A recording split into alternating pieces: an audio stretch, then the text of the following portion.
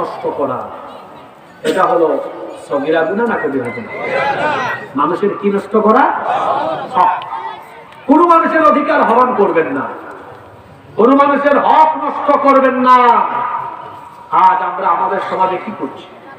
সন্তান তার মা বাবার হক নষ্ট করছে। সন্তানের উপরে পিতামাতার উপরে সন্তানের হক হলো সন্তান তার মা বাবার খেদমত করবে।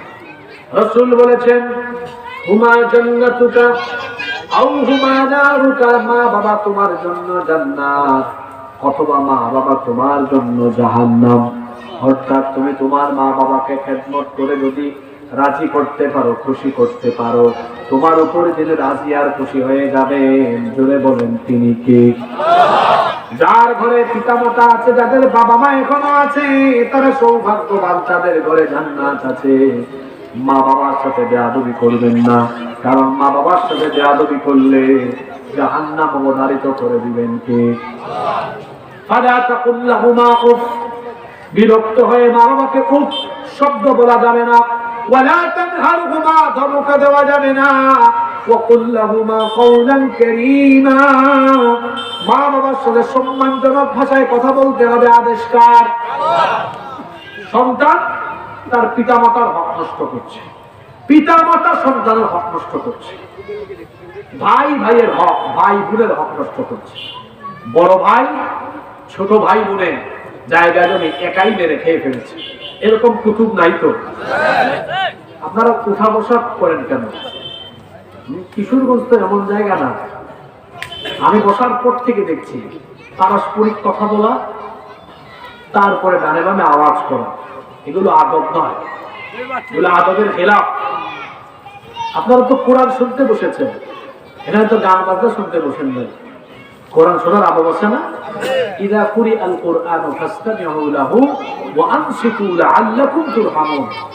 কোরআন পাঠ হলে এতগুলা মানুষ এখানে আছেন, এই বাচ্চাদেরকে মাথায় হাত বুলিয়ে আদর করে কি এইদিকে টেনে আনা যায় না? এই কমন সেন্সটুকু কি আপনাদের নেই?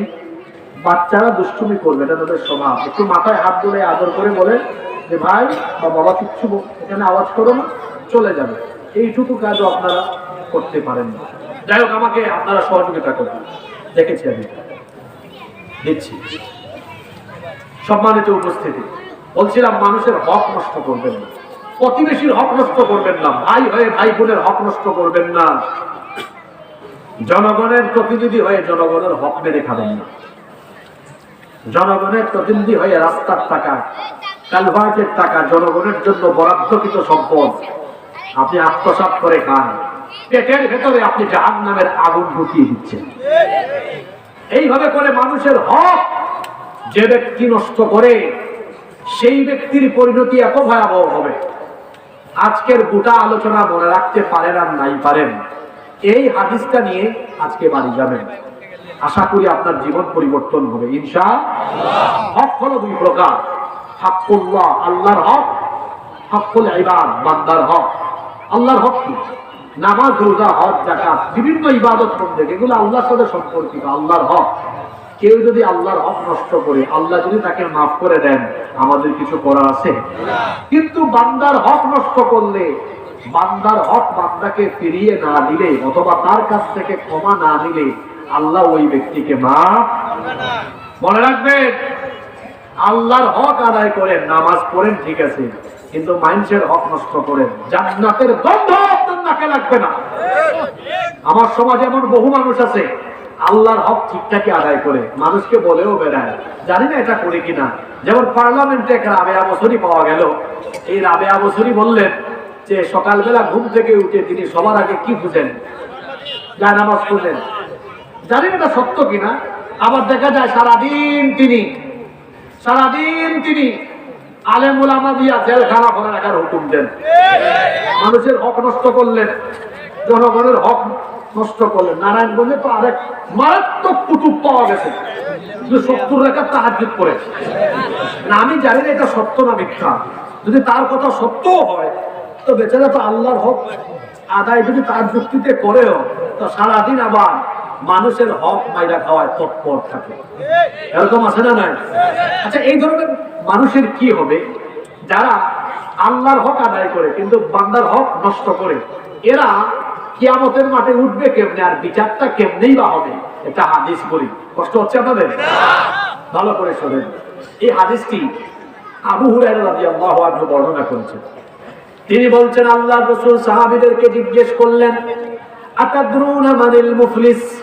ও আমার সাহাবীরা, তোমরা কি জানো নাকি আমাদের উম্মতের সবচাইতে নিঃস্ব, সবচাইতে অসহায় ব্যক্তিটি কে? সাহাবীরা তখন বললেন, ইন্নাল মুফলিসা ফিনা মাল্লা দিরহাম লাহু ওয়ালা মাতা। আমাদের মধ্যে সবচাইতে অসহায় হলো সেই ব্যক্তি, মাল্লা দিরহাম লাহু, যার কাছে দিরহাম নাই, টাকা পয়সা নাই, ওয়ালা মাতা, যার কাছে দুনিয়ার ভোগ্য সামগ্রী অর্থাৎ যার বাড়ি ঘর সহায় সম্পদ কিছুই নাই, টাকা পয়সা ঘর বাড়ি সহায় সম্পদ যার নাই, সে হলো সবচাইতে অসহায়। নবীজি বললেন, না, তোমাদের উত্তর সঠিক নয়। সাহাবীরা বললেন, তাহলে আমাদের উম্মতের সবচাইতে অসহায় কে? নবীজি বললেন, আমার উম্মতের সবচাইতে অসহায় হলো সেই ব্যক্তি যে নামাজি, রোজাদার, হজ করে যাকাত দেয়। কথা বুঝে থাকলে বলেন তো, নামাজ, রোজা, হজ, যাকাত এগুলো করে কি কোনো মানুষ অসহায় হয় না জান্নাতি হয়? কিন্তু রাসূল বলছেন, আমার উম্মতের সবচেয়ে অসহায় হলো সেই ব্যক্তি যে ব্যক্তি নামাজি, রোজাদার, হজ করে যাকাত দেয়, আল্লাহর হক আদায় করে, কিন্তু প্রতিনিয়ত বান্দার হক নষ্ট করে। এই ধরনের ব্যক্তি যখন কিয়ামতের ময়দানে দাঁড়াবে, কিয়ামতের মাঠে তো সবার হাতে হাতে আল্লাহ আমলনামা দিবেন। এদের হাতে আমলনামা দেওয়ার পর দেখা যাবে গোটা আমলনামা নেকি দিয়ে পরিপূর্ণ। আমার হাতে একটা পোস্টার আছে, লিফলেট আছে, তাকান। এই পোস্টারের এই পাশে দেখেন তো লেখা আছে না নাই? এই পাশে আছে।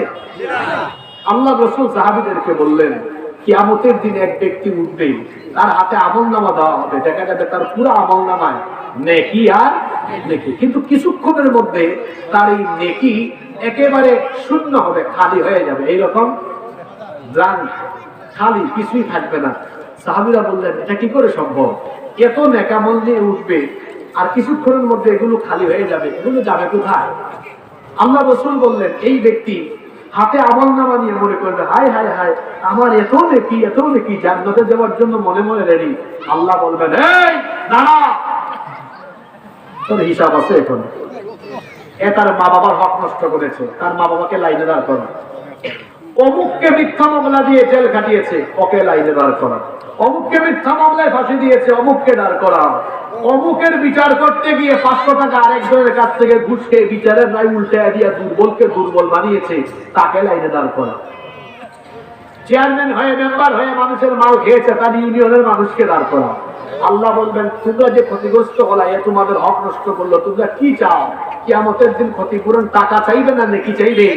আল্লাহ বলবে, আল্লাহ নেকি দেন। এখন এর আমলনামা থেকে নেকি এদেরকে ট্রান্সফার করতে করতে করতে করতে করতে করতে আমলনামা পাওনাদারের লাইন এখনো রয়েছে, এখনো বাকি। আল্লাহ রাসূল বলছেন, এইভাবে মানুষের হক নষ্টকারী ব্যক্তি কিয়ামতের দিন ক্ষতিগ্রস্তদেরকে নিজের আমল দিতে দিতে নিজে আমল শূন্য হয়ে জাহান্নামী হবে যেই ব্যক্তি, আমার উম্মতের সবচাইতে অসহায় হলো। এখন আপনি সিদ্ধান্ত নেন, আপনি কি মানুষের হক নষ্ট করবেন? মানুষের হক নষ্ট করবেন? মানুষের হক নষ্ট করবেন না, এটা মারাত্মক কবিরা গুনাহ। এই যে মসজিদে আজকে মাহফিলে এসেছেন, মসজিদের উদ্যোগে, এই মসজিদের উদ্যোগে মাহফিলে এসে আসলে 1 মিনিটে একটু জান্নাতে যাওয়ার জন্য নিজেরা অগ্রসর হই। রাজি আছেন সবাই? কারা কারা রাজি? একটু হাত তোলেন তো। যান, ব্যাগ নিয়ে স্বেচ্ছাসেবক ভাইরা দিবেন, আপনারা ভালো করে হাত তুলে দেন। আমাদের এই 2 হাত, এটাকে যদি দানের হাত বানিয়ে আল্লাহর ঘর মসজিদের উদ্দেশ্যে বাড়িয়ে দেই, আমাদেরকে খুশি হয়ে জান্নাত দিবেন কে? আর একটু জোরে বলেন, জান্নাত দিবেন কে? এবার এই 2টা হাত উঁচা করেন, এবার আস্তে আস্তে নামায়া পকেটে ঢুকান, মানুষের পকেটে ঢুকাইয়েন না। জান্নাতে যাওয়ার আশায় আল্লাহর ঘর মসজিদের 2 হাত সম্প্রসারিত করে আপনারা এই যে ব্যাগ নিয়ে ঢুকেছে স্বেচ্ছাসেবক ভাইরা, তাদের হাতে, তাদের এই ব্যাগে আপনারা ঢুকাই দেন। কেউ উঠবেন না। আমি আরো 2-3 মিনিট সময় চাইবো আপনাদের কাছে, দিবেন তো? আমি তো 4টা কবিরা গুনার কথা বলবো বলেছি, বললাম কয়টা? একটু আমাকে আপনারা সহযোগিতা করে একটু জিকির করেন, লা ইলাহা ইল্লাল্লাহ, লা ইলাহা ইল্লাল্লাহ। যারা উঠবে স্বেচ্ছাসেবক ভাইরা এদেরকে ধরবেন, কান দিয়ে ধরবেন, আর 10,000 টাকা নেবেন।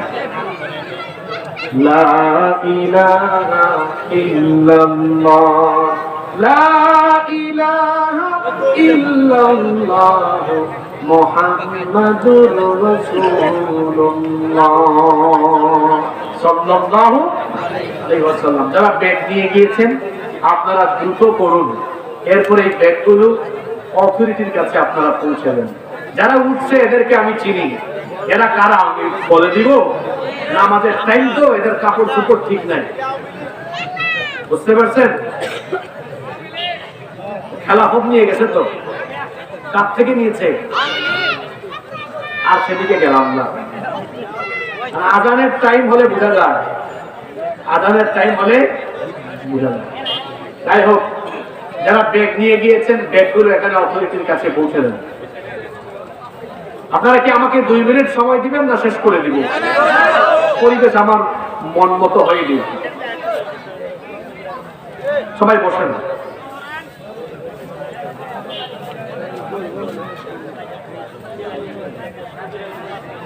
নাম্বার 4, আমাদের সমাজে দেখা আরেকটি কবিরা গুনাহ হচ্ছে জিনা ব্যভিচারে লিপ্ত হয়ে যাওয়া। বিবাহ বহির্ভূত হারাম রিলেশন, এটা সগীরা গুনাহ না কবিরা গুনাহ? যুবক ভাইদেরকে বলবো, সবাইকে অনুরোধ করবো, জিনা ব্যভিচার থেকে নিজেকে হেফাজত করুন। যে 4টা কবিরা গুনাহর কথা বললাম, আল্লাহ এগুলো থেকে আমাদেরকে বেঁচে থাকার তৌফিক দান করুন।